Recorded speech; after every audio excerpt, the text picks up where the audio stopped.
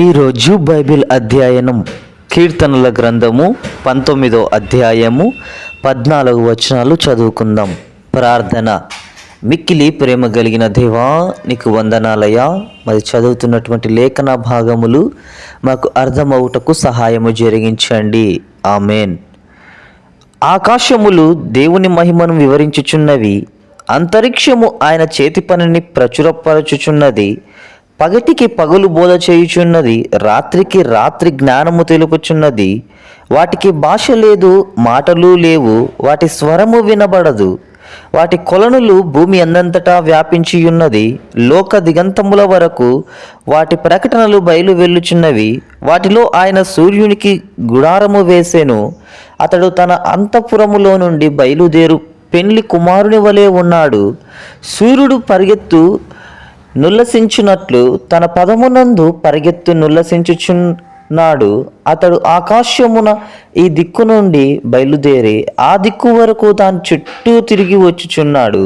అతని వేడిమికి మరుగైనది ఏదియూ లేదు. యెహోవా నియమించిన ధర్మశాస్త్రము యథార్థమైనది, అది ప్రాణమునకు తెప్పరిల్ల చేయును. యెహోవా శాసనము నమ్మదగినది, అది బుద్ధిహీనులకు జ్ఞానము పుట్టించును.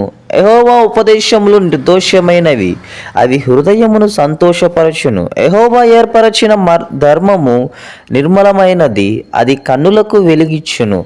యెహోవా యందైన భయము పవిత్రమైనది, అది నిత్యము నిలుచును. యెహోవా న్యాయవిధులు సత్యమైనవి, అవి కేవలము న్యాయమైనవి. అవి బంగారు కంటెను విస్తారమైన మేలిమి, బంగారు కంటెను కోరదగినవి, తేనె కంటెను జుంటి తేనె దారల కంటెను మధురమైనవి. వాటి వలన నీ సేవకుడు హెచ్చరిక నొందును. వాటిని గైకొనుట వలన గొప్ప లాభము కలుగును. తన పొరపాటులు కనుగొనగలవాడెవడు? నేను రహస్యంగా చేసిన తప్పులు క్షమించి నన్ను నిర్దోషినిగా తీర్చుము. దురభిమానం పాపములలో పడకుండా నీ సేవకుని ఆపుము. వాటిని నన్ను ఏలనీయకుము. అప్పుడు నేను యథార్థవంతుడై అధిక ద్రోహము చేయకుండా నిందారహితుడనగుదును.